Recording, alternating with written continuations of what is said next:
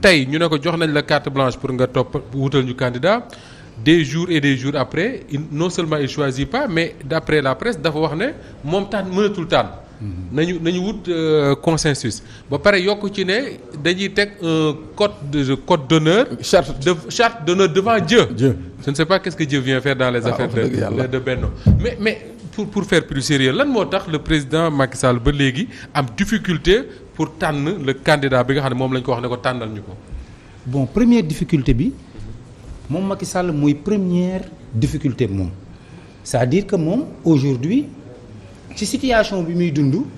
pacte d'honneur le problème c'est bien c'est pas Charles c'est pacte d'honneur voilà. Merci Charles moom Macky Sall njiitu APR. il est le problème de son parti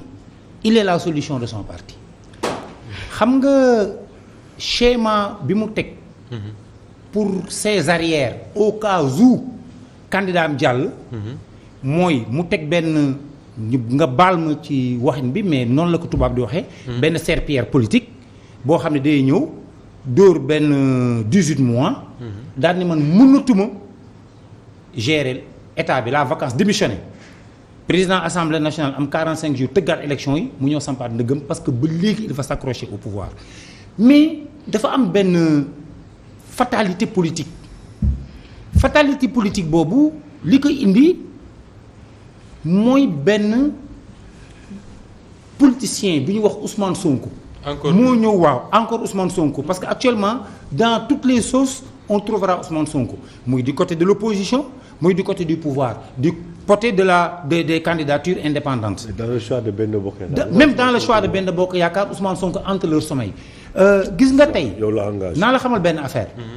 xam nga benn temps ñu fi wax naan Amadou Ba a un agenda caché. J'irai même plus loin on a dit que même il y a son fils qui travaille à la Banque mondiale mu koy defar benn institut bon bëgguma sori ci yooyu alors tey candidat bi muy teg Macky Sall leer na ko quel que soit le candidat soit il perd. du gagner. Non. Maintenant, il va préférer Amadou Ba. Tu sais pourquoi? Il va l'emporter dans sa retraite politique parce que jiñu na Amadou Ba ne Amadou Ba dafa am agenda caché parce que man choix wu Amadou Ba comme premier ministre ba léegi pour man nekkul interrogation mais dafa nekk inquisition dafa nekk impertinence politique. Comment peux-tu mettre au devant de l'application d'une politique nationale un homme qui n'a même pas pu gagner son bureau de vote? C'est-à-dire qu'aujourd'hui damay jël un premier ministre qui a une crédibilité politique dans la gestion politique mu am au moins benn accompagnant mais dans les parcelles où il milite on ne le suit pas. Comment voulez-vous maintenant à l'échelle nationale que cet homme-là soit suivi? Gis nga que ça soit Amadou Mame Diop que ça soit Amadou Ba que ça soit Mansour Faye que ça soit même la première dame il n'y a pas de chance que je vois d'après man ce que mais mes analyses politiques yàlla nag dimbali na ma bi ma nekkee ci keppaar Ablaye Wade ba léegi bien que léegi nekkatuma PDS mosuma juum ci analyse politique wax naa ko Wade 2012 ñu mere ma génne ma palais def ma liste rouge Pape Amadou lan nga xalaat ci 2012 man nga président yaa jiitu mais da ngay perte ñu mere ma waaye itam bii Macky Sall candidat bu mu jiital bu ñu ko xëccoo de ku ci xëccoo xamal ni mooy sa retraite politique bu dee Amadou Ba na mettre une croix sur son ambition présidentielle bu fekkee am na ko bu dee Amadou Mame Diop le plus excusez-moi du terme le plus paresseux des présidents parce que moom il est paresseux quand même duñ jël un paresseux à la tête pays mais ak ku mu mënti doon je vous dis Moustapha wallahi sama loxo laa teg ci alxuraan si laa teg ci téere dama koy giiñaa parce que bien que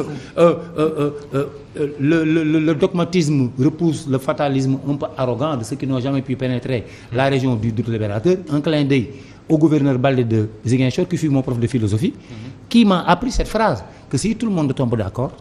c'est parce que personne n'a encore réfléchi. Mun ma la politique comme la philosophie n'est pas un cadeau de Noël. Tout ficelé dans son emballage de papier rose, sa fonction est de contester, mais son destin est d'être contesté. Alors un grand bonsoir monsieur le gouverneur. Alors donc tey candidat bi nga xam ni moom la Macky Sall di tàll parce que Macky Sall aujourd'hui am na ay éléments yoo xam ne xam na ko. Il sait que le prochain président du Sénégal est dans l'opposition, il n'est pas dans son parti. Il aurait aimé avoir un Sonko dans l'APR, mais tey kan nga mën a gis tey en termes de crédibilité en termes de charisme en termes de tchatch même en termes de faits politiques parce que un homme politique qui se rencontre avec son peuple qui veut un rendez-vous avec son peuple doit avoir un fait historique doit avoir une histoire dans qui l'APR tey ñi nga xam ni wóor nañu les 12 candidats moo ci am histoire personne n'a d'histoire et on ne peut pas être président sans histoire on ne peut pas être président sans charisme on ne peut pas être président tey ñi wër Macky Sall lan la ñu def ci réew mi ba kat ñu ni gongo kii kat bi ñu ko joxee réew mi na nga ko doxal donc Macky Sall sait que les 12 candidats sont tous de futurs losers c'est-à-dire ce sont de probables losers et d'impossibles victorieux donc le président du Sénégal ak ku mu mënti doon man dans mes analyses ci li nga xam ne jàngat naa ko saytu naa ko ci opposition bi lay jóge que tey maa ngi leen di xelal ñoom waa APR ku ci bëgg def politique wallahi bu la Macky Sall jëlee cadeau empoisonné la parce que à tous les coups Macky Sall ne peut plus inverser la tendance ces candidats qui se précipitent au portillon pour être candidats ne peuvent pas inverser la tendance mënuñu jël seen xol def ko au cœur des Sénégalais. Macky Sall surprendre nañu plusieurs fois. Non, attendez, mos nañu surprendre. En 2012 personne ne l'attendait. Non, personne ne l'attendait. Mais xam nga tey Tafa am na loo xam ne tey da nga koy nangu ma nangu ko parce que ñun nous sommes des acteurs vivants nous sommes là ñun xëy na nous sommes pas des disciples de Malango comme le disait aime l'appeler mon ami et frère mon jeune frère Abdoulaye Mbow mais xam nga ni xel ni aujourd'hui c'est tellement chargé socialement c'est chargé politiquement c'est chargé et un autre fait mooy xale yi Sénégal ñu ngi dee ci waax yi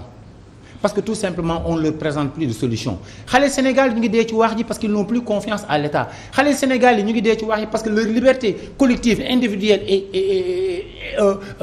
générale sont brimées xale yi ñu ngi dee ci waax ji parce que amatuñu dara donc xale yooyu tey dem dellu si c'est-à-dire que aujourd'hui à tous les coups état bi même bu xëyoon suba ne damay jaay kilo ceeb fukki dërëm litre diwlin fukki dërëm xale yi ne ko waaw ok dañuy dund mais amatul confiance c'est-à-dire que aujourd'hui à tous les coups vraiment c'est saturé et Macky Sall sait que Macky Sall et son camp sont perdants. Non mais je vous dis non c'est fini c'est-à-dire que tey jii tey comme li ma wax rek di ko rappeler